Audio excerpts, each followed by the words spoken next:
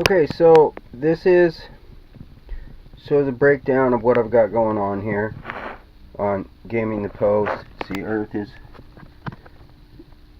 putting ecosystems in orbit for exploitation. The moon is doing the same thing with concrete, and it's got fuel, water, and ecosystems on it. The RSDV is training or shipping a bunch of fuel from Venus.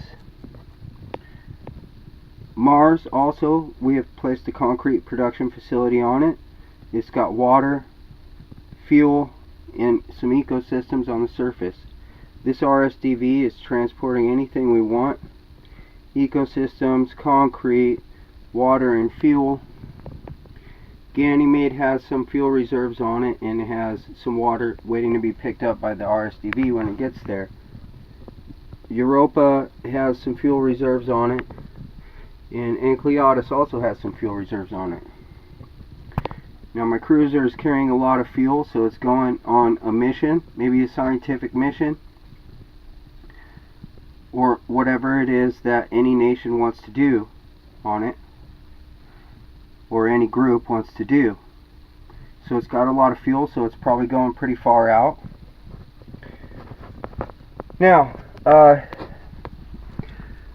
what's crazy, or what I was thinking, is that if there are aliens in the universe, that they're going to do, I mean, if there's intelligent spacefaring life somewhere else in the universe, they're going to also use these same resources that are available in the universe just like we do, because that's what's there. And so I was thinking, first of all, like an ancient civilization might have nebulas from the gas exhaust all over its inner sphere. But if, for example, some alien race, one probe ship, enters the solar system to explore, then what do we do? So we're probably going to have an RSDV out there, farthest out there, and we're going to want it to have like flashing lights. You know, we're going to want to make a big show and show them, no, this is already claimed by something else. You know, so we're going to want to send our RSDV up there and flash the lights. You know, and show that it's already owned. Now, on the other hand,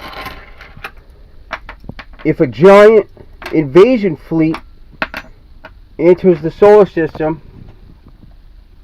a full-blown colony invasion fleet, and it wants war, then we're going to be using everything that we have for that conflict, and it's going to be a resolution, you know, I mean, resolve to you know. So we're going to use our RSDVs to engage. We're going to use our cruiser to engage, and we're maybe going to want to have catapults on the dark side of the moon, you know, and various things like that. Now, you know, of course, this is an invading force, but you know, this is our home world. So like, the more infrastructure we have, I mean, we're going to have catapults on Mars. We're going to have catapults, of course, launching the ice into orbit here and here and here, or at least those rockets. Another interesting thing is, when we're this far out, now I don't really think that there's aliens out there, or that would ever happen, you know, but I'm just for example. Now, when we're this far out, an interesting thing that we can do with the water is, if it's liquid and we spray it out of a nozzle, then it will turn to ice out there, you know, after you spray it out. So you could actually build constructions by using water in space, you know. You could build ice sculptures for whatever reason you want. Now, I'm not too fond of the weaponry and things like that. But when we have this International Space Station, or the cruiser, you know, or anywhere where we're going to have like men, and one goes overboard, like say in that movie with George Clooney, one goes overboard. Well, what I think we're going to want to have like some kind of harpoon to where we can retrieve him. So, you know, I don't know. I mean, I was just thinking of all these different ideas. But it's about